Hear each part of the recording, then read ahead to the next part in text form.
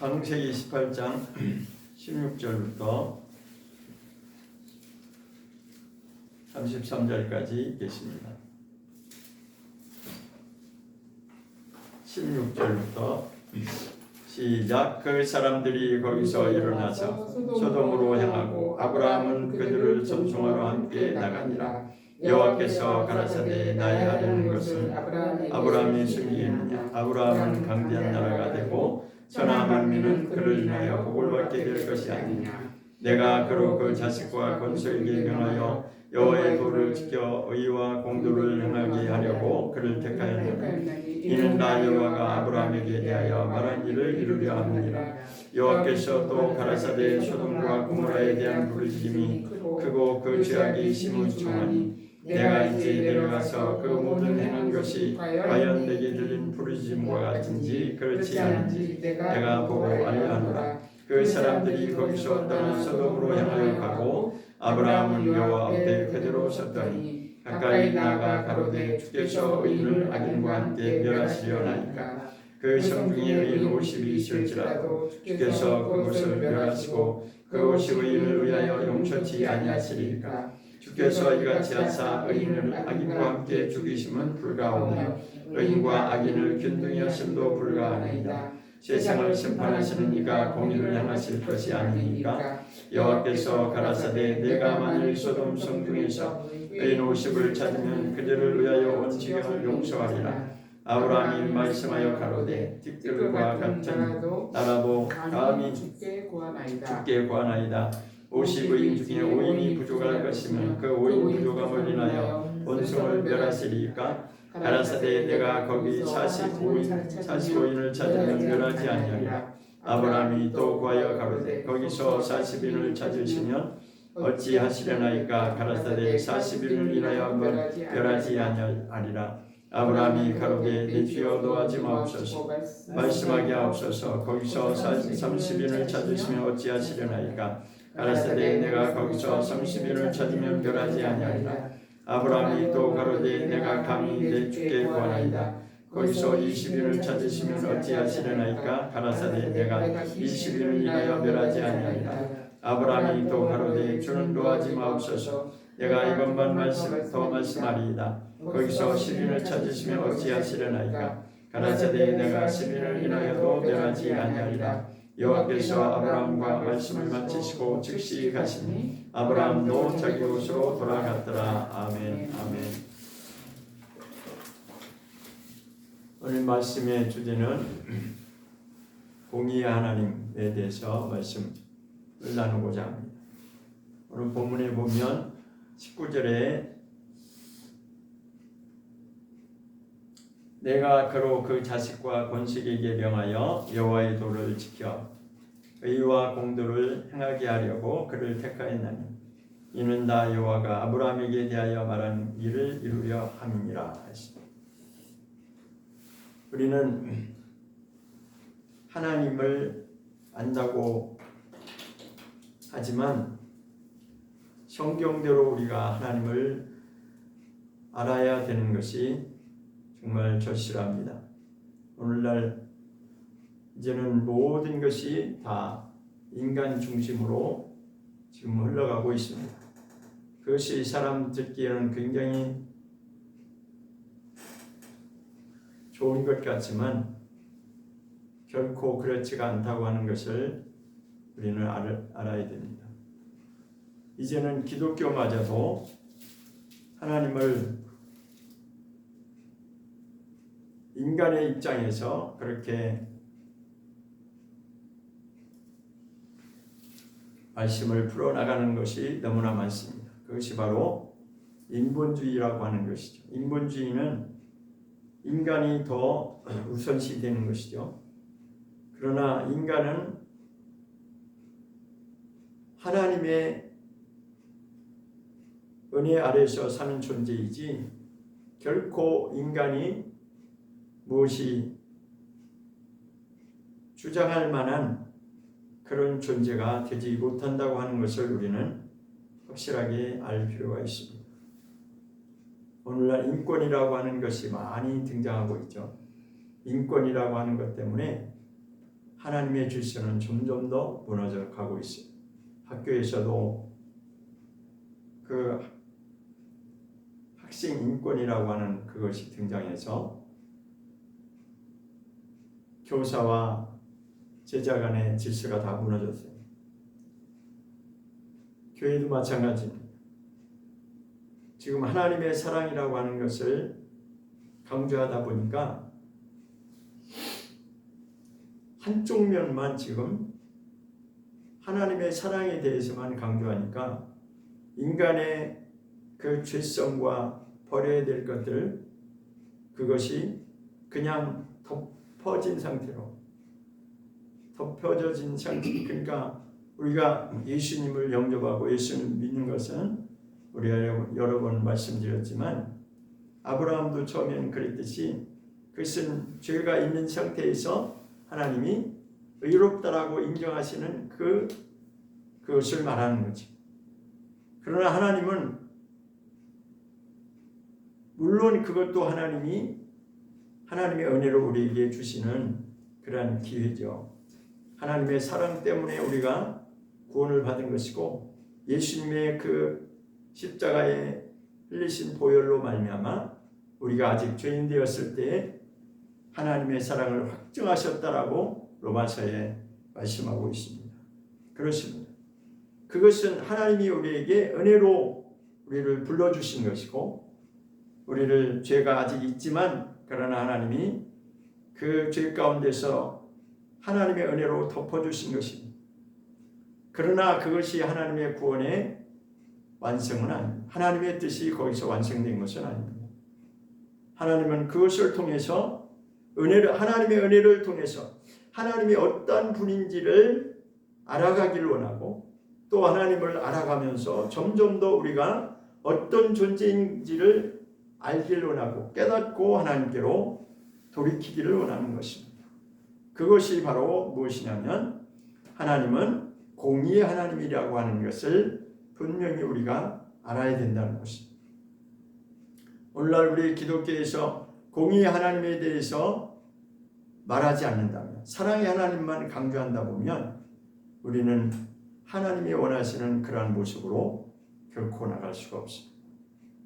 그냥 죄가 있는 상태에서 그냥 그걸 덮어놓고 말하자면 우리 속에 지금 병 들어가지고 암이 있는데, 암덩어리가 있는데 그것을 그 암덩어리를 제거하고 도려내서 수술을 해서 고쳐야 되는 것이 그것이 맞는 것이지, 그것이 그냥 덮어놓고 그냥 임시방편으로 계속 약만 투여한다면 그것이 고쳐질 수가 없죠. 마치 그와 같은 것이, 우리는 본래 아담 아래에서 태어난 존재이기 때문에 아담 한 사람으로 인해서 우리는 사망의 종로를 하고 있다고, 죄의 종로를 하고 있다고 성경은 말씀하고 있습니다. 그래서 하나님의 그 속성은 두 가지가 있는데, 하나는 하나님의 사랑의 속성이 있는 것이고 또 한 면에는 하나님의 공의의 속성이 있다라고 하는 것을 우리가 분명히 알아야 됩니다. 만약 우리가 하나님의 사랑만 강조하다 보면 마지막 주님이 다시 오시는 그날에는 반드시 하나님이 공의로 심판하신다고 그렇게 말씀하고 있습니다. 준비되지 않은 자는 하나님의 속성을 한쪽 면만 강조하고 준비되지 않은 자는 그날에 정말 후회하는 그런 상황이 벌어진다고 성경은 분명히 말씀하고 있습니다. 오늘 본문 말씀해 보면 제가 여러 번 말씀드렸지만 아브라함을 부른 이유를 여기서 밝히고 있습니다. 아브라함을 왜 부르셨는지 19절에 한번 보겠습니다.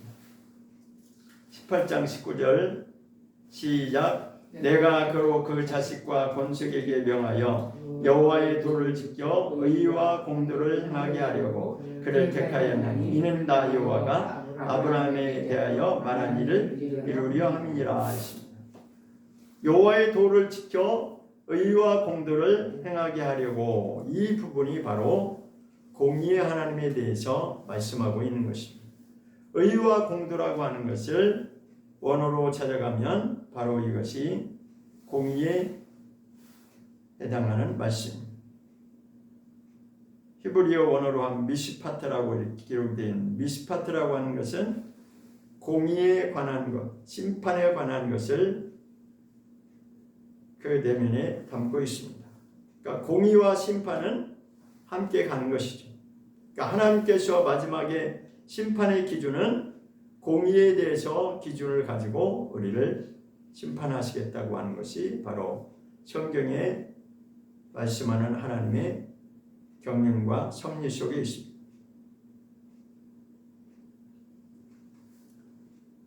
점점 더 시대는 이제 세상의 문화로 지금 뒤덮여 가고 있죠. 레위기 18장에 보면 분명히 하나님이 주신 말씀이 있어요. 레위기 18장을 보겠습니다.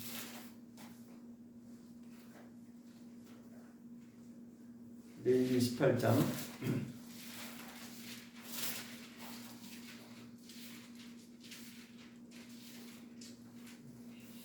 3절을 보겠습니다. 레위기 18장 3절 시작. 너희는 그 거하던 애굽 땅의 풍속을 쫓지 말며 내가 너희를 인도할 가나안 땅의 풍속과 규례도 행하지 말고. 애굽 땅의 풍속과 가나안 땅의 풍속은 이방 문화를 따라가지 말라는 것입니다. 이방 풍속을 따르지 말라는 것입니다. 자, 그때 당시에 하나님께서 이스라엘 민족을 택하셨는데 아브라함 한 사람을 통해서 이스라엘 민족이 이제 탄생이 된 거죠. 처음에 부를 때는 아브라함 한 사람이었어요. 그리고 나중에 아브라함이 이삭을 낳고 이삭이 야곱을 낳고 야곱이 12아를 낳고 그렇게 이제 한 민족을 이루어서 애굽 땅에서 출애굽하는 그 사건까지 성경은 다 기록하고 있는데 지금 여기 레위기에서는 시내산에 갔을 때 첫 번째 이제 그 광야에서 하나님이 이스라엘 민족에게 주신 말씀이죠. 그러니까 그때 당시에 이방인과 이스라엘이라고 하는 것이 구별된 그렇게 이스라엘 민족과 이방인이 이렇게 다 구분이 되는 거죠. 그랬을 때 이스라엘 민족에게 주실 말씀이 바로 이방인의 풍속을 따르지 말라는 것이 이 말씀입니다. 애굽 땅의 풍속과 가나안 땅의 풍속, 이것이 바로 이방인의 풍속을 말합니다. 자, 여기서 풍속이라고 하는 말이 나왔는데, 자, 오늘날 우리의 말로 한다면 문화라고 하는 말로 이것이 대체될 수 있습니다. 자, 오늘날 우리에게는 굉장히 문자적인 표현으로 하면 문화라고 하면은 굉장히 문제가 없는 것처럼 들려지죠. 아, 이건 문화적인 거야. 근데 사실은 알고 보면요, 성경적으로 이것을 분별을 하다 보면 사실은 이 말씀에 해당되는 거예요. 애굽 땅의 풍속과 가나안 땅의 풍속을 따르지 말아야 되는 것이 이스라엘 민족의 본분입니다. 근데 오늘날 우리로 한다면 우리가 하나님을 따르는 자로서 하나님을 믿겠다라고 하는 자들이 세상 문화에 똑같이 그렇게 따라가면 안 됩니다. 세상에서 지금 뭐라고 얘기했냐? 다 이거는 문화라고 하는 그것으로 포장해서 사람들이 그냥 해도 괜찮은 것처럼 그렇게 그냥 무뎌지게 만드는 거예요. 그러니까 말이 그냥 표현이 문화지 사실은 이 성경대로 하면 이방의 풍속을 다 온 세상이 지금 점령하고 있는 것입니다. 온 세상이 지금 이방 문화가 점령하고 있는 것입니다. 그것을 마치 당연한 것처럼 받아들일 수밖에 없도록 세상은 그렇게 점점 더 몰아가고 있습니다. 우리가 성경을 바로 알지 못하면 무엇이 문제인지조차도 우리는 구분이 되지 않습니다. 지금의 이 모든 현상이 왜 이렇게 가고 있는 것이냐면 사실은 이때 하나님이 이스라엘 민족에 주신 이 말씀이 지금 지켜지지 않는 거예요. 사실 그 이스라엘 역사를 통해서 우리가 봤지만 이스라엘 민족이 이방 민족을 하나님께로 이렇게 이끌어가야 될 제사장 나라로서의 그 감당이 되어지지 않으면 온 세상은 다 이방 문화로 점령당하게 되어 있어요. 오늘날 이와 마찬가지로 오늘날 우리 기독교도 그런 현상이 이방의 문화가 이 이방의 풍속이 온 세상을 지금 다 뒤덮고 있기 때문에 그렇게 되어지는 것입니다. 점점 더 이제는 시대라고 하는 시대의 흐름을 따라서 우리도 그렇게 바뀌어져야 된다. 성경에서 그런 말씀을 한 적이 없거든요. 이 말씀은 이런데 시대가 바뀌고 시대가 흐름이 바뀌면 그렇게 맞춰야 된다고 하는 그 말씀을 하나님은 하신 적이 없어요. 한 번도 그런 말씀 하신 적이 없습니다.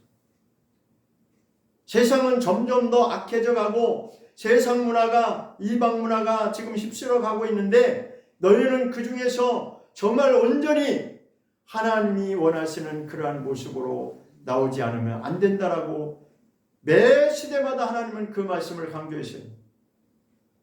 이스라엘 민족의 선지자 시대 때에도 선지자들을 통해서 그 말씀을 전하게 했고 혹 어떤 선지자는 몸으로 하나님의 그 계시의 말씀을 몸으로 표현하기도 했어요. 그러나 그 당시에도 사람들은 하나님의 말씀을 받기보다는 그 말씀을 듣기보다는 자기네들의 입장에서 듣기 좋은 말만 듣기를 원했어요. 그래서 선지자들을 죽였습니다. 자기네들이 원하는 말을 하지 않으면 선지자를 죽였어요. 오늘날은 다를까요? 오늘날도 다르지 않습니다. 지금은 온 세상이 다 이방의 물결로 지금 뒤덮여가고 있는데 거기서 하나님의 말씀이 그것이 아니고 이 말씀대로 해야 된다라고 말씀하면 사람들이 듣기 싫어합니다. 듣기 싫어해요. 그러면서도 그들의 입에서는 하나님을 말하고 복음을 말한다고 합니다. 그런 측면에서 성경을 풀어가는 자들은 항상 사람들이 듣기 좋은 그런 말만 하게 되십니다. 원칙을 말하지 않습니다.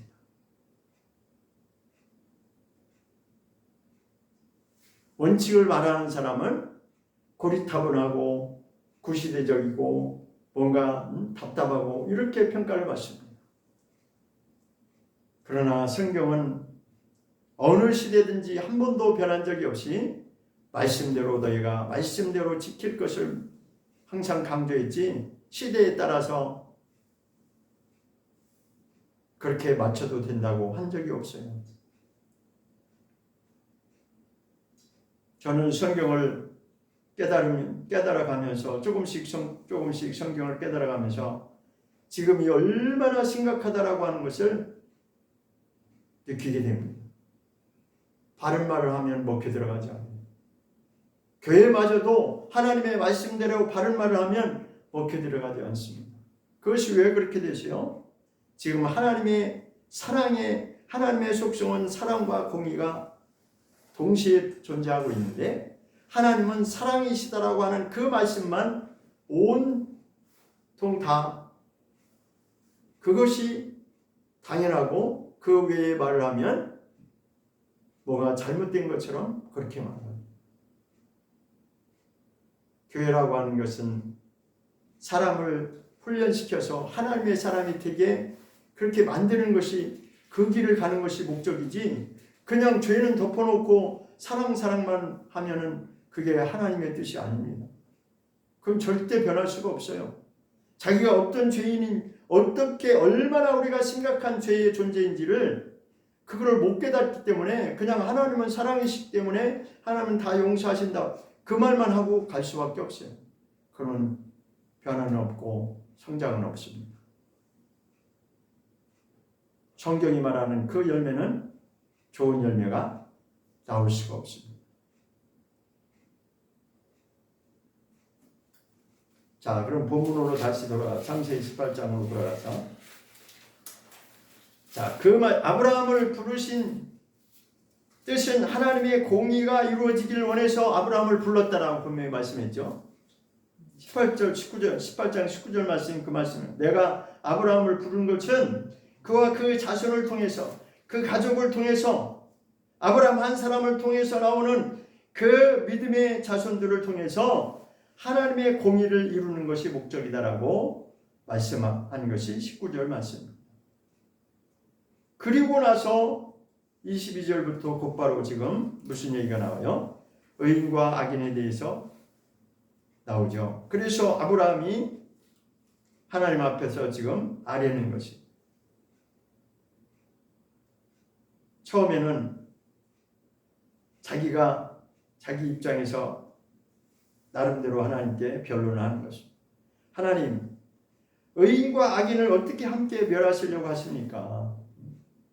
이 성 중에 의인 50이 만일 이 성에 지금 이 성이라고 하는 것은 소돔과 고모라 성을 지금 두고 하는 말이죠. 소돔성에 의인 50이 있다면 하나님 어떻게 이 50인을 저 악인들과 함께 같이 싸잡아서 멸망시키면 되겠습니까? 라고 지금 변론하는 거예요. 그러니까 아브라함은 처음에는 그래도 자기 딴에는 그래도 50인 정도는 생각을 했겠죠. 그죠? 그래도 50인은 아무리 그래도 그렇지 50인은 있을 거 아닌가 라고 처음에 이제 50인부터 출발합니다.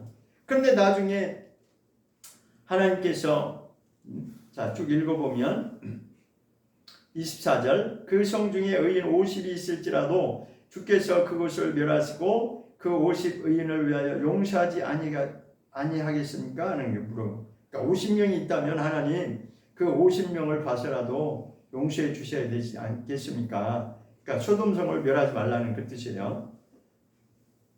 그래서 또 25절 주께서 이같이 하사 의인과 악인을 함께 죽이심은 불가하며 의인과 악인을 균등히 하심도 불가하니이다. 세상을 심판하신 이가 공의를 행하실 것이 아닙니까? 라고 지금 아브라함 자신이 지금 자기도 하나님의 공의에 대한 그 부분에 대해서 변론을 하는 겁니다.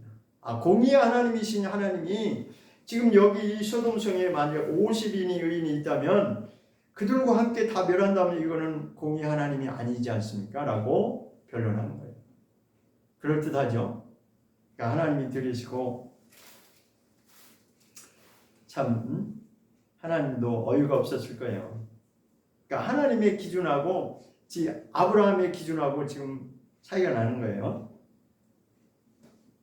그래서 이제 답하시기를 26절 한번 읽어보겠습니다. 26절 시작. 여호와께서 가라사대 내가 만일 소돔성 중에 의인 50을 찾으면 그들을 위하여 온 지경을 용서하리라. 이것이 하나님의 답이에요. 그래? 이제 하나님께서 듣고 보니까 참 너무 어이가 없으니까 그래, 네 생각대로 이 소돔성에 의인 50이 있다면 내가 그 50명의 의인을 인해서 내가 그 성을 멸하지 않을 것이다. 용서할 것이다. 그러시죠. 자, 사랑의 하나님이죠. 그죠? 만약 50인이 충족된다면 하나님도 용서하시겠다는 거예요. 그것이 하나님의 사랑이니까. 그러나 그 속에는 무엇이 내포되어 있어요? 50인이 안 된다는 거죠. 50명이 없다는 겁니다. 그러니까 이제 아브라함이 뭔가 이제 주춤했어요. 이게 아닌가 보다. 그래서 뭐라고 그랬어요? 27절 시작. 아브라함이 말씀하여 가로되 티끌과 같은 나라도 감히 주께 구하나이다. 이제는 좀 뭔가 마음에 부담이 생겼어요. 아브라함 처음에는 그래도 50인은 되겠지라고 당당하게 말을 했는데 하나님이 답변 속에서 50인이 안 된다는 게 이제 딱 드러난 거예요. 만약에 50인이 된다면 용서한다고 한다는 것은 반대로 50인이 안 되고 있다는 거죠. 그래서 이제 줄여서 28절 50의인 중에 5인이 부족할 것이면 그 5인 부족을 인하여 온성을 멸하시겠습니까? 해서 이제 또 한 발 뒤로 물러난 거죠. 그 중에 그래도 그냥 5명은 줄여서 그래도 45인은 될 거 아닙니까? 이렇게 이제 말을 한 거예요. 그러니까 아브라함이 하나님이 뭐라고 그랬어요? 저 뒷부분에 가라사대, 여기가 이제 하나님이 하신 말씀이죠. 가라사대, 하나님이 말씀하시는 거예요. 내가 거기서 45인을 찾으면 그래, 내가 45인까지도 내가 멸하지 않으마. 그러니까 하나님은 계속 관용을 베푸시는 거죠. 그죠? 근데 자, 이거를 어디까지 내려갔어요? 나중에 아브라함이 계속 위축돼 가지고 그래도 하나님 40인까지는 봐주셔야 되지 않겠습니까? 그래, 내가 40인도 내가 봐줄게. 그 다음에 또 자신이 없어. 그러면 30인이라도 하나님 용서해 주셔야 되지 않겠습니까? 그래, 내가 30명을 용서해 줄게. 그렇게 해가지고 결국 10명까지 내려갔어요. 그럼 나중에 결론은 어떻게 끝났어요? 소돔성이 어떻게 됐습니까? 10명이 안 된다는 거예요, 결론은. 그러니까 하나님의 그 기준과 우리 인간의 기준이 이렇게 다른 겁니다. 그러니까 아브라함은 처음에 당당하게 그렇게 결론할 때 그래도 이 소돔성에 5인 50명이 안 될까? 50명은 되겠지라고 그렇게 제시를 했는데 나중에 점점 더 하나님의 답변 속에서 처음에는 5명이 줄고 10명이 줄고 10명이 계속 줄어서 10명까지 내려갔습니다. 그러니까 아브라함이 말할 때마다 이것만 한 번만 더 봐주세요. 한 번만 더 계속 그렇게 말하잖아요. 이번만 한 번만 내가 더 말씀하겠습니까? 이번 한 번만 더 말씀드리겠습니다. 계속 이제는 자기가 자신이 없어지는 거예요. 32절에 한번 보겠습니다. 32절 시작. 아브라함이 노하여 가로되 주는 노하지 마옵소서. 내가 이번만 더 한 번만 더 기회를 달라는 거죠. 이번만 더 말씀하리이다 하고 그 다음에 뭐라고 그랬어요? 거기서 10인을 찾으신다면 어찌하시리니까 가라사대 내가 10인을 인하여도 멸하지 아니하리라. 10인을 인하여도 라고 했어요. 하나님 10명까지라도 하나님은 봐주시겠다는 거예요. 이 말씀에 뭐가 내포되어 있어요? 10명도 안 된다는 겁니다. 자, 여기서 분명히 우리가 깨달아야 될 것은 인간이 얼마나 악한 존재요, 얼마나 진짜 하나님 앞에서 회개하지 않으면 10명도 존재하지 않는데 지금 아브라함은 그래도 처음에는 자신 있게 50명을 제시했어요. 이 소돔성에 이렇게 타락해도 그래도 의인 50명은 있겠지. 사람들이 다 악하다고 하지만 그래도 50명은 그래도 있지 않을까? 그래도 50명은 의인들이라고 할 수 있지 않을까? 그러나 하나님은 그래 내 말대로 50인이면 내가 인정하나. 그러나 45명, 40명, 30명, 20명, 10명까지 줄었는데도 10명도 안 된다는 거예요. 결국은 그 소돔성은 그 인간의 죄악으로 인해서 노아 때와 같이 불로 심판을 당한 겁니다. 그렇다면 노아 시대에는 그 8명 외에는 하나님 보시기에 건질 자가 없었다는 거예요. 봐줄 만한 자가 없었다는 것입니다. 자, 이것은 우리가 하나님의 사랑만 강조하다 보면 답을 찾을 수가 없어요. 어찌하여 하나님이 사랑의 하나님이신데 그 하나님께서 그 많은 사람을 다 진멸하시는가? 물속에 다 수장시켜야만 되는가? 그러니까 거기서 이제 사람들이 반론이 나오는 거예요. 하나님이란 정말 사랑의 하나님이라면 이럴 수가 없다. 이제 그렇게 반론이 나오는 거죠.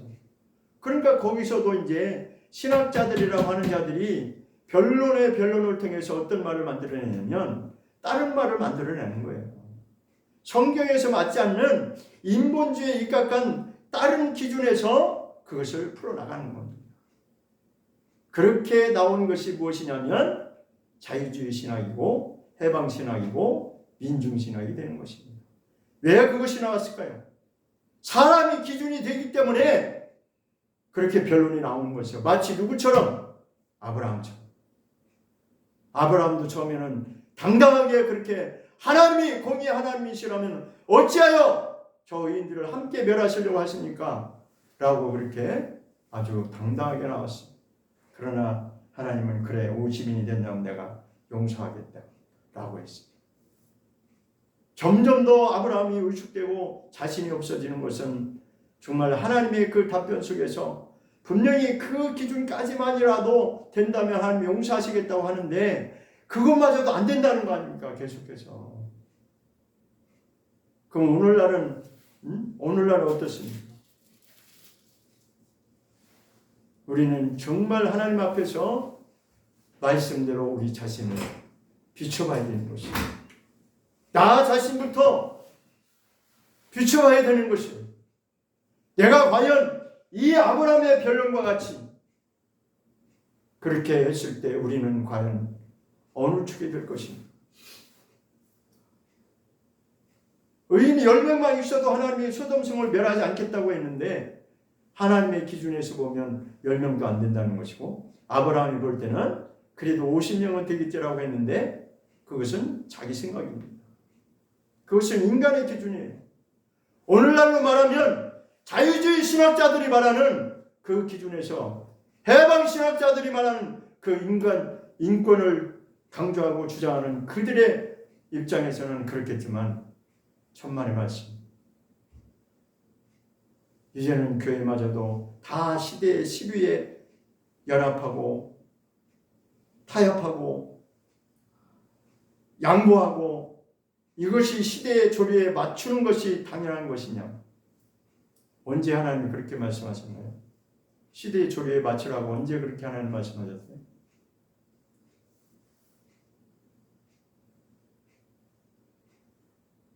그래서 지금 교회가 세속화돼 가는 것입니다. 왜? 시대가 그렇게 바뀌었으니까 거기에 맞춰야 된다는 거예요.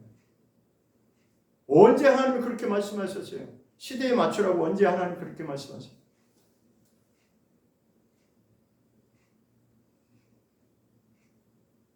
문화라고 하는 그 가면 속에서 모두가 다 속고 있는 것입니다. 저는 누가 뭐라고 욕한다 할지라도 저는 이 말씀을 분명히 들을 수 있어요. 시대의 문화라고 하는 그 가면 속에서 사람들이 자기 자신을 볼 수가 없어요. 말씀대로 그것을 드러내야 되는데, 그 환물을 도려내야 되는데 그것은 안 하고 그저 하나님의 사랑의 그 한쪽 면만 강조하다 보니까 이제는 그 마지막 때에 하나님이 공의의 심판의 잣대를 가지고 오시겠다고 분명히 성경을 말씀. 그러나 이미 아브라함을 부를 때부터 이미 공포하셨어요. 내가 이루려고 하는 것은 아브라함 한 사람을 내가 불러서 내가 이 일을 이룰 것이다. 왜 그렇습니까? 아담 한 사람으로 인해서 인간은 타락한 존재요, 죄인의 모습으로 이제는 하나님과는 상대할 수 없는, 교제할 수 없는 그런 죄인이 되어버렸기 때문에, 더러운 존재가 되어버렸기 때문에 그것을 버리고 나오지 않으면 안 되는 것입니다. 그것을 바꿔야 되는 것이에요. 하나님의 입장에서, 하나님의 말씀의 기준에서 우리가 어떤 존재인지를 적나라하게 드러내고 그것을 회개하고 하나님께로 돌이켜야 되는 것입니다. 그것이 바로 성경이 말씀하는 하나님의 자녀요, 예수님의 제자가 되는 것입니다.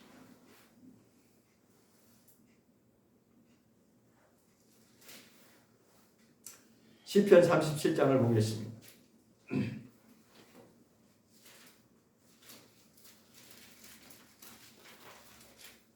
시편 37장 28절을 보겠습니다. 시편 37장 28절 시작. 여호와께서 공의를 사랑하시고 그 성도를 버리지 아니하심이로다. 저희는 영영이 보호를 받으나 악인의 자손은 끊어지리로다. 하나님께서 공의를 사랑하신다고 했습니다. 그와 더불어서 그의 성도를 버리지 아니하신다는 것입니다.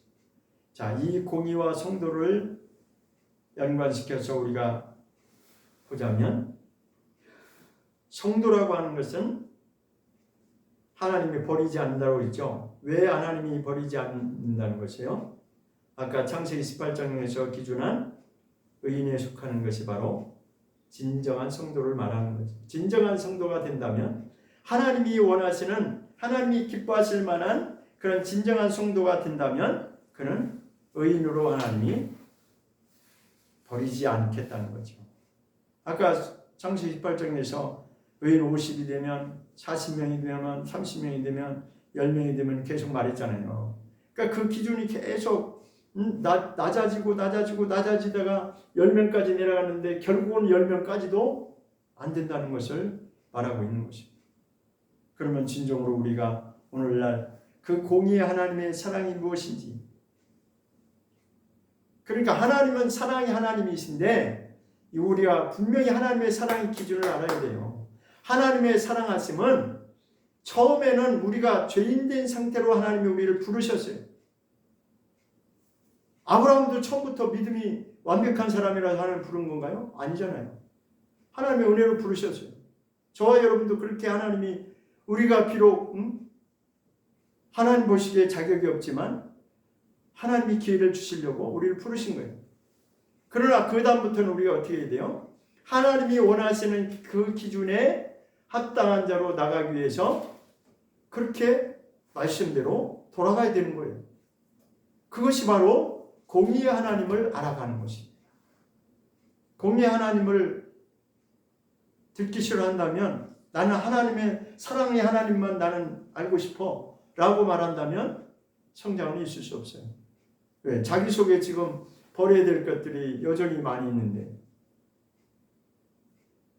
버리기 싫다는 거죠. 버리기 싫다는 거예요. 세상에 미련이 더 많다는 거죠. 세상에 이런 말이 있더라고요. 공짜는 없다. 그런 말이 있죠. 그렇습니다. 공짜는 없어요. 우리가 하나님 나라를 천국에 들어가기를 원하는데 대가를 지불해야 되는데 얼만큼 대가를 지불해야 되냐? 값비싼 대가를 치러야 돼요. 사실 값비싼. 그런데 오늘날 기독교는 지금 값싼 구원으로 지금 다 그것이 값싼 구원이 되어버려가지고 그냥 자기는 적당히 해도 구원받을 수 있다고 그렇게 지금 풀어버렸어요. 자기 희생은 자기 대가는 지불하기 싫고 자 우리가 보세요. 어떤 물건을 백화점에 가서 샀어요. 근데 그거 100만 원짜리를 내가 샀을 때하고 1000만 원짜리를 내가 산 거하고 100만 원짜리 한 10만 원짜리를 비교한다면 어느 거를 더 소중히 여기겠어요? 그 당연히 그거는 제가 말할 필요가 없죠. 그 어린아이야 이게 1000만 원짜리야. 그러면 사람들이 그런 말이 있더래요. 그냥 시장 물건에 10만 원짜리였는데 그것이 그냥 장소를 변경해서 백화점에다가 납품을 해가지고 10만 원짜리 그 제품을 100만 원으로 라벨을 붙여가지고 하니까 아주 불티나게 팔리더래요. 그건 뭘 얘기하죠? 비싼 거를 사람들이 좋아한다는. 그러니까 같은 제품인데 그 전문가가 아니면 모르잖아요. 그죠? 근데 10만 원짜리인데 백화점에 가서 100만 원이라고 붙여놔도 그 똑같은 제품인데 그렇게 사람들이 아 이건 비싼 거야 좋은 거야 그렇게 인식을 하더라는 거예요. 마치 그와 같습니다. 그러나 하나님 나라 들어가는 것은 하나님 나라에 우리가 들어가는 것은 그냥 값싸게 그냥 대충 넘어가도 되는 것처럼 그렇게 한다는 것은 하나님 말씀을 너무 진짜 무시하는 거죠. 근데요, 성경을 한번 아주 깊이 묵상하면서 한번 보세요. 시편을 한번 자세히 보면, 야, 이거 우리가 말하는 그거하고 너무 간격이 크다는 것을 느끼게 됩니다. 값비싼 대가를 치를 만큼 그 값어치가 올라가는 것입니다. 마치 구원의 대가가 이와 같습니다. 값비싼 대가를 치를 만한 그런 충분한 가치가 있음에도 불구하고 우리는 너무도 그것을 값싸게 풀어버려서 그냥 너무도 쉽게 이것을 세상과 타협하려고 합니다.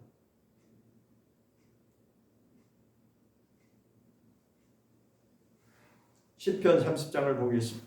아니 이사야서 30장을 보겠습니다. 이사야서 30장 18절. 이사야서 30장 18절입니다.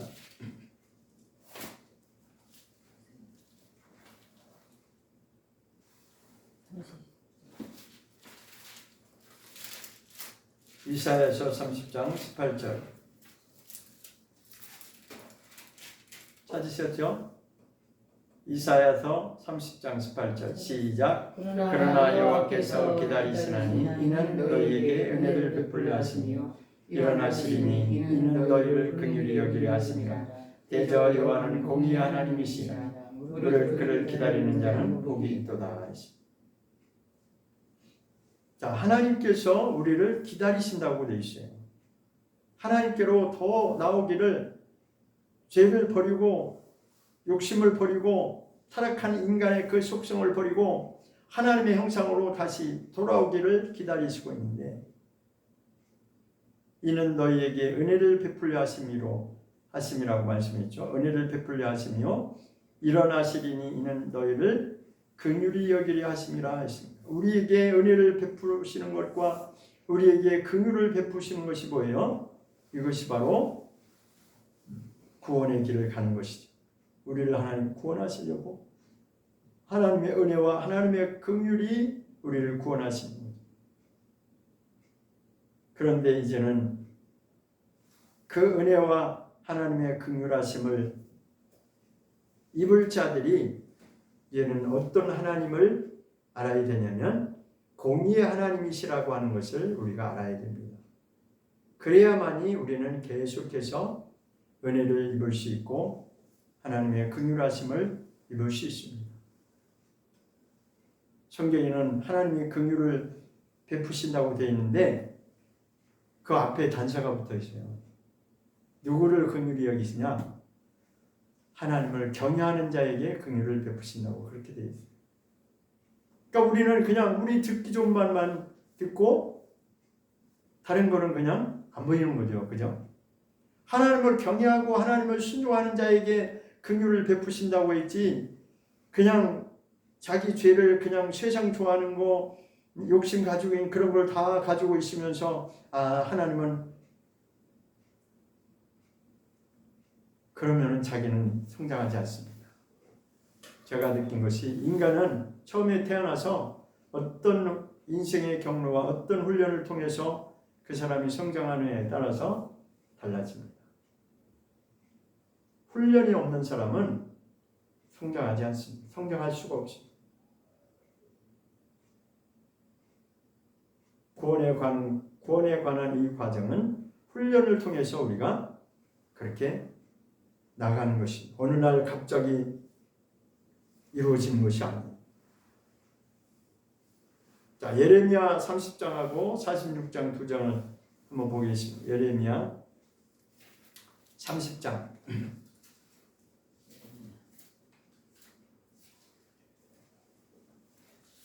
예레미야 30장 11절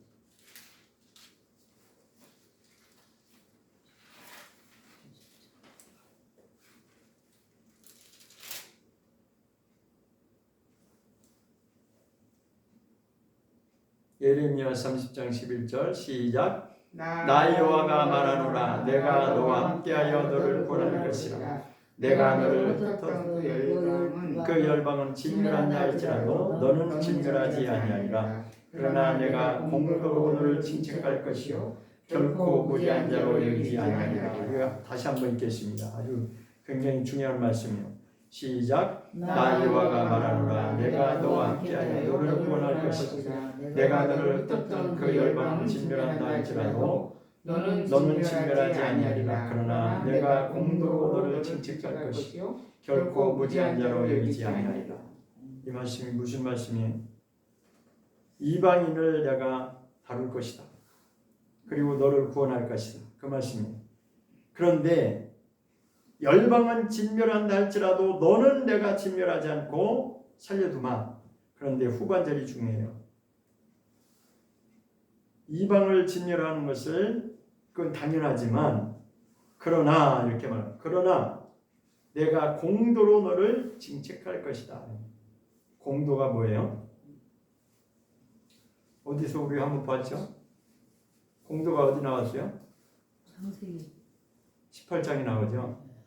의와 공도로 아브라함 부른 이야기가 의와 공도로 이렇게 나오잖아요. 그게 바로 미스파트라고 하는 공의를 말하는 거예요. 하나님의 공의. 여기서 공도라고 표현되어 있는데 그게 바로 공의를 말하는 하나님의 공의. 하나님의 공의가 너를 징책할 것이고 너를 징책해 하는 너를 다룰 것이다. 하나님의 공의가 너를 반드시 너를 다룰 것이다. 그러면서 너를 결코 무죄한 자로 여기지 아니하리라. 이 말씀은 너도 깨닫지 않으면 안 된다는 것입니다. 하나님의 공의를 통해서 내가 어떤 존재인지, 너가 무죄한 존재인지 아니면 의인인지 악인인지 너 스스로를 하나님의 공의가 심판할 것이다. 그러니까 하나님이 이방인을 심판하는 것은 당연한 것이지만 그러나 그렇다고 해서 우리를 그냥 하나님의 공의가 그냥 가는 공의를 그냥 덮어놓고 사랑으로만 가는 게 아니에요. 하나님께서 우리를 부르시고 우리를 구원하시지만 그 사람도 하나님이 하나님의 공의로 다루시겠다는 거예요. 이게 뭘 얘기하는 거예요? 구원이라고 하는 그 여정이 그렇다는 거예요. 그러나 오늘날 우리가 뭐라고 말했어요? 우리가 예수님의 피로 구원받았으니까 자 우리는 다 됐습니다. 과연 다 됐을까요? 그러니까 세상 사람하고 다를 바가 없잖아요. 구원은 받았다고 하지만 교회 나가고 나는 믿음이 있느라고 하지만 그의 삶을 통해서 행동하는 거 보면 달라진 것이 없잖아요. 하나님은 그 부분을 반드시 다루겠다는 것이 내가 너를 징책할 것이요 결코 무죄하다고 하지 않을 것이다. 너가 죄가 없다라고 말하지 않는다. 하나님의 공의의 잣대로 들이대면 너가 결코 죄가 없는 자라고 말할 수 없는 하나님의 공의의 잣대로 우리의 말씀으로 우리를 드러낸다면 결코 우리가 문제없다라고 말할 수 없습니다.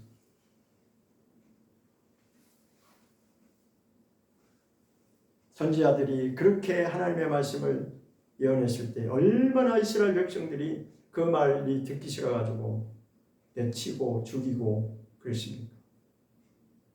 그러니까 선지자들이 그랬잖아요. 예레미야도 나중에는 하나님의 때가 되면 이 성전 다 무너질 거야. 예루살렘 성 멸망할 거야. 그러니까 사람들이 그랬어요. 아니 사랑의 하나님이 왜 우리를 멸망시켜? 너 왜 그렇게 막 나가는 말을 해? 그래가지고 예레미야를 막 싫어했잖아요. 근데 나중에 어떻게 됐어요? 시간이 지나니까 예루살렘 성 다 파괴되고 이스라엘 백성들 다 뿔뿔이 흩어지고 멸망했잖아요. 진짜. 그러니까 하나님의 말씀을 듣기 싫으니까 안 듣다가 결국은 그렇게. 근데 예레미야 선지자가 그 말이 맞았거든. 하나님이 주신 말씀이고 그게 맞는데 예언한 말씀인데 그 말 듣기 싫으니까 인권이라고 하는 인본주의라고 하는 그 기준이 거기에 자리 잡고 있으니까 듣기 싫은 거예요. 인간이 소중하고 존중받아야만 존재라고 하는 그것이 틀리지 않습니다. 맞습니다. 100% 맞습니다. 그러나 단 거기에 하나님께로 돌아와서 하나님의 뜻대로 살 때만이 그게 맞는 것입니다. 하나님을 무시하고 하나님의 말씀을 무시하고 자기 마음대로 살면서 인권하면서 그거는 그냥 마귀하고 똑같이 가는 것입니다. 그게 바로 교만이에요. 인간의 교만이 끝이 없어요. 하나님이 없어도 상관없이 살 수 있을 것처럼 그렇게 시대의 조류가 바뀌어가고 있는 거예요. 온통 이방 문화가 지배하고 있는 것이. 과학 문명이 발달할지는 모르지만 그러나 우리의 내면에서는 항상 죄의 종로를 하고 있다라고 하는 이 사실을 우리가 분명히 말씀을 통해서 인정을 해야 되는 거죠. 한 절을 더 보겠습니다. 46장 예레미야 46장 28절입니다. 예레미야 46장 26절 보겠습니다. 예레미야 46장 28절 마지막 절이네요. 46장 마지막 절 보겠습니다. 시작. 나 여호와가 말하노라. 내 종 야곱아, 내가 너와 함께 하나니 두려워 말라. 내가 너를 흩었던 그 열방은 다 멸할지라도 너는 아주 멸하지 아니하리라. 내가 너를 공도로 징책할 것이요 결코 무지한 자로 여기지 아니하리라. 벌써 본 것 같죠? 아까 본 말씀하고 같은 맥락에서 지금 그 말씀이 똑같아요. 나 여호와가 말하노라. 내 종 야곱아. 지금 택하신 이스라엘 민족을 또 야곱이라고 이렇게 부른 거예요. 이스라엘하고 야곱하고 같은 뜻인데 이스라엘을 야곱이라고 부르기도 하고 그렇게 부른 거예요. 내 종 야곱아, 내가 너와 함께 하나니 두려워 말라. 내가 너를 흩었던 그 열방은 다 멸하지. 이방인들을 다 진멸하겠다는 거예요. 너는 아주 멸하지 않는다. 그러니까 너에게는 기회를 주겠다는 거죠. 돌아올 기회를 주겠다는 거예요. 회개할 기회를 주겠다는 거예요. 내가 너를 공도로 징책할 것이요. 똑같은 말씀이 여기 나오죠. 아까 나왔던 그 말씀인데 하나님의 공의가 너를 징책할 것이다. 결코 너를 무지한 자로 여기지 아니할 것이다. 너도 돌이켜서 회개할 부분이 있다는 거죠. 하나님께 깨닫고 나와야 될 부분이 있다는 것입니다. 하나님의 공의가 택하신 자를 다루시겠다는 겁니다. 이방인들은 당연히 진멸의 대상이지만 그러나 택한 자를 할지라도 야곱은 하나님이 택한 자인데 하나님의 택하심을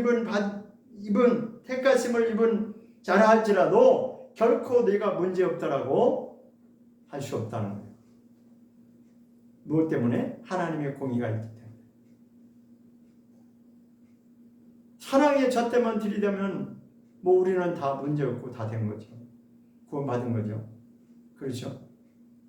시간만 지나면 예수님이 오실 거고 예수님이 오시면 우리가 구원받은 그럴까요? 그렇게 무방비 상태로 있다가는 큰일 납니다. 우리. 공의 하나님이 분명히 우리를 기다리고 있다는 것을 알아야 돼요. 공의 하나님이 우리를 기다린다는 거예요. 내가 스스로 깨닫고 이제는 말씀을 통해서 깨닫고 너의 속 내면에 있는 그것이 무엇이 문제인지를 깨닫고 나와야 되는 것을 말하고 있는 것입니다. 돌이켜야 되는 것이고 회개해야 되는 것이죠.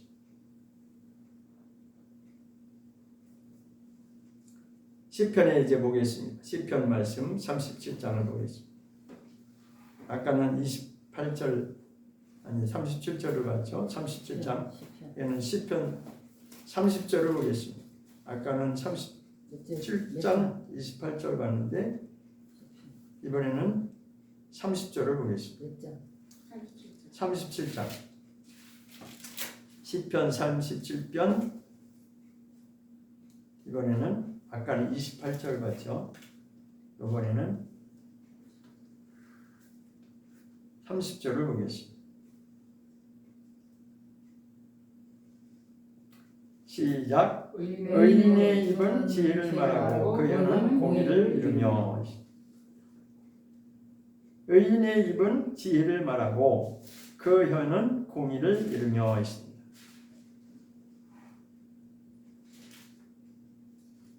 잠언서 이 8장에 보면 지혜에 관해서 계속 말씀하고 있거든요. 잠언서 8장에 보면 지혜에 관해서 계속 말씀하고 있는데 사실은 그것이 예수님하고 직결되는 것입니다.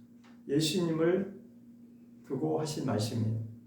그러니까 여기서도 지혜를 말한다고 하는 것은 바로 우리 인간의 그 지혜를 말하는 것이 아니라 하나님의 지혜를 말하는 것이죠. 하나님의 지혜는 예수님하고 직결되는 것입니다. 그래서 고린도전서 1장의 18절인가요? 그 이하에 보면 고린도전서를 보겠습니다.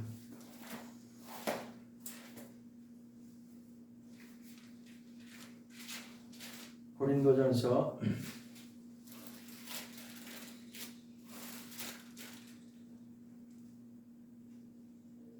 24절 고린도전서 1장 24절을 보겠습니다.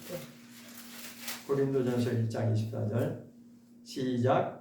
오직 부르심을 입은 자들에게는 유대인이나 헬라인이나 그리스도는 하나님의 능력이요 하나님의 지혜입니다. 하나님의 지혜는 예수님을 두고 하는 것입니다. 하나님의 능력은 예수님이고 하나님의 지혜도 예수님이에요. 그러니까 하나님의 모든 것은 예수님 안에 다 있는 것입니다. 그러니까 결국은 여기 시편 37장에 의인이 입은 지혜를 말하고 그 혀는 공의를 이루며라고 하는 것은 그와 연관된 말씀이죠. 사람의 지혜를 말하는 것이 아니라 하나님의 지혜를 말하는 것이고 그 혀는 항상 하나님의 공의에 이른다라고. 그러니까 정말 하나님이 누구이신지를 알아가면, 정말 하나님의 말씀이 무엇을 말하고 있는지를 안다면 우리는 공의를 말하게 돼 있다는 것입니다. 그러니까 하나님의 공의를 자꾸 비껴가려고 하다 보면 자기 중심이 되는 거예요. 오늘날 우리 기독교의 지금 심각한 현상이 뭐냐면 각자가 다 자기 주장대로, 자기 기준에서 자기 방식대로 믿으려고. 자기도 믿음이 있다 이거죠. 그러니까 누가 말을 해주면 나도 믿음이 있어, 나도 알아. 이게 바로 이제 인간의 모습이죠.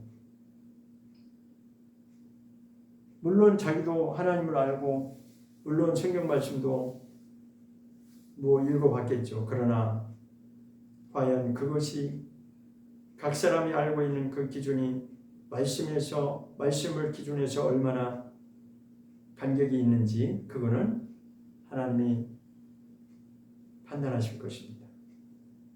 그것이 바로 하나님의 공의의 심판이라고 말씀하셨기 때문에 그렇습니다. 잠언서 12장을 한번 보겠습니다. 잠언서 12장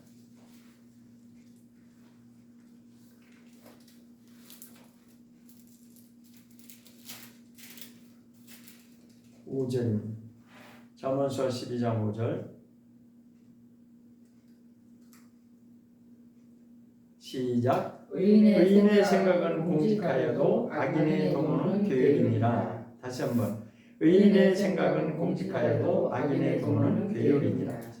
여기서 공직이라는 표현이 되어 있는데 이게 바로 언어에 찾아보면 공도라고 하는 하나님의 공의를 말하고 있는 것입니다. 하나님의 공의. 표현이 좀 생소한 말이죠. 공직하여도 이렇게 되어 있는데 의인의 생각은 공의를 생각한다는 것입니다. 하나님의 공의 하나님을 그가 안다는 거죠. 그렇게 순종하는 자들이 있다는 것입니다. 그런 자들이 바로 의인이라는 겁니다. 진정한 의인은 우리가 완벽할 수는 없지만 하나님의 뜻을 알고 하나님의 공의를 알고 그렇게 가게 돼 있다는 것입니다. 그렇지만 악인의 도모는 여전히 괴율이라고 하는 것은 그 반대의 뜻입니다.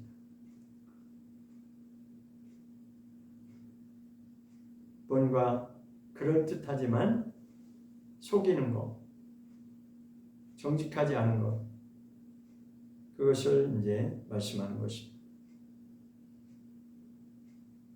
잠언서 29장 한 번 더 보겠습니다. 잠언서 29장 4절을 보겠습니다.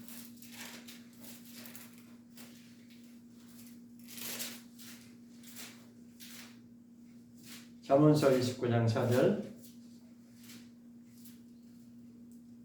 시작. 왕은 공의로 나라를 경고케 하나 뇌물을 억지로 내게 하는 자는 나라를 멸망시키느니라. 진정한 왕은 공의를 알게 돼 있어요. 하나님으로부터 온 이 공의의 질서가 무엇인지를 알게 돼 있습니다. 그래서 이 나라의 흥망도 하나님의 질서에서 벗어나면 백성들에게는 희망이 없어요. 왜냐하면 모든 것은 하나님의 공의로 다스림을 받아야 되기 때문에,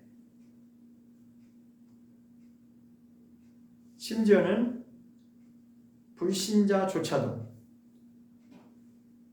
그렇습니다. 구약에 보면 고레스 왕이 그가 이방인이었는데 하나님이 그를 들어 쓰시잖아요. 그렇죠? 그 고레스 왕을 통해서 이스라엘이 다시 성전 짓는 일을 다시 회복하게 만드는 그 일을 하나님이 그를 통해서 일하시는 것을 보게 됩니다. 한번 보겠습니다. 고레스 왕은 이스라엘 민족이 아니라 이방 민족이었어요.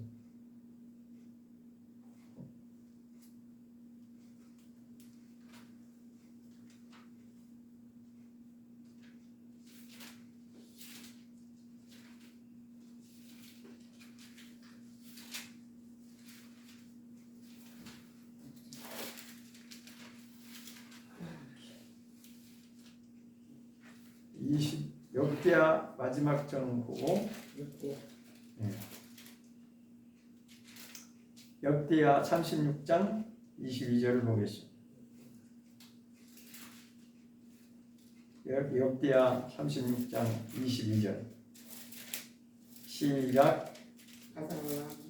역대하 36장 22절입니다.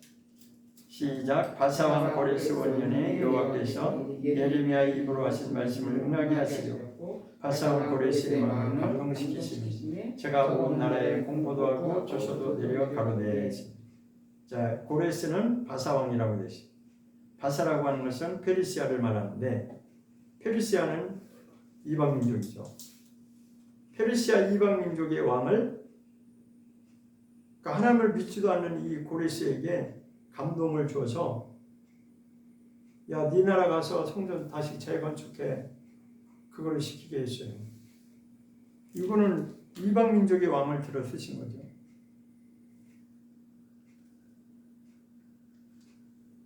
자, 23절에 보겠습니다. 23절 시작. 바사왕 고레스는 말하노니 하늘의 신 여호와께서 세상 만국으로 내게 주셨고 나를 명하여 유다 예루살렘을 전을 건축하라 하셨나니. 거기까지만. 고레스가 지금 뭐라고 하겠어요? 너희가 믿는 너희 하나님이 나를 지금 왕으로 세웠는데 나를 명해서 너희 내 민족 유다 예루살렘에 성전 건축하라고 하더라. 그 말을 하는 거죠. 그러니까 고레스 왕의 칙령을 내리니까 그 말이 에스라 1장에 그대로 연결이 됩니다. 에스라 보겠습니다. 에스라서 1장. 그 다음 장 한 장 넘기면 뒤에 역대하 뒤에 역대하 36장 곧바로 역대입니다. 딴 데로 가지 마시고 한 장만 넘기면 돼요. 에스라 1장 1절부터 시작. 바사왕 고레스 원년에 여호와께서 예레미야 입으로 하신 말씀을 응하게 하려 하시려고 바사왕 고레스 마음을 감동시키니 저가 온 나라에 공포도 하고 조소 내려 가로되 바사왕 고레스는 말하노니 하늘의 신 여호와께서 세상 만국으로 내게 주셨고 나를 명하사 유다 예루살렘에 저를 건축하라 하셨나니. 똑같은 말씀이 나오죠. 하나님이 감동시키니까 이방 민족의 왕이라 할지라도 이렇게 하나님 뜻이는 무엇을 이루기 위해서? 하나님의 뜻을 이루기 위해서 예루살렘에 성전 건축하는 것이 바로 예레미야에게 약속했던 그 말씀을 응하게 하려고, 말씀을 응하게 하려고. 그러니까 하나님이 말씀하신 것은 그대로 이루어진다는 거죠. 우리는 정말 사랑의 하나님이 또한 공의의 하나님이 되신다라고 하는 이 사실 앞에 공의의 하나님의 말씀이 우리에게 들어오지 않고 그것이 거부한다면, 공의의 말씀을 거부한다면 우리는 심판을 피할 수가 없습니다.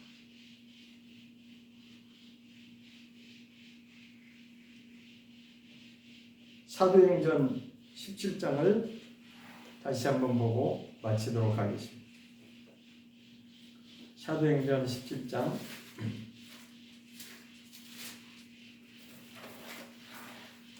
31절입니다. 사도행전 17장 31절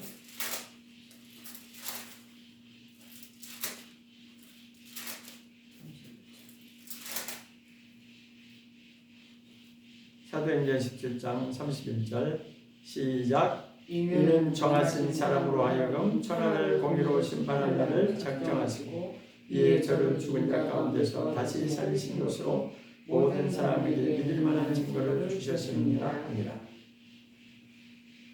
정하신 사람으로 하여금 천하를 공의로 심판할 날을 작정하셨다라고 되어 있죠. 천하를 공의로 심판한다고 되어 있어요. 그날 하나님의 공의가 심판하시는 그 날이 작정되어 있다는 것입니다. 정해져 있다는 것입니다. 그 증거를 무엇으로 보여주셨냐? 예수님을 죽은 자 가운데서 다시 부활하게 하신 하나님의 그것이 바로 증거라는 거 지금 여기서 말씀합니다. 죽은 자 가운데서 다시 살리신 것으로 예수님을 죽은 자 가운데서 다시 살리신 것으로 이 증거를 삼고 있다는 것입니다.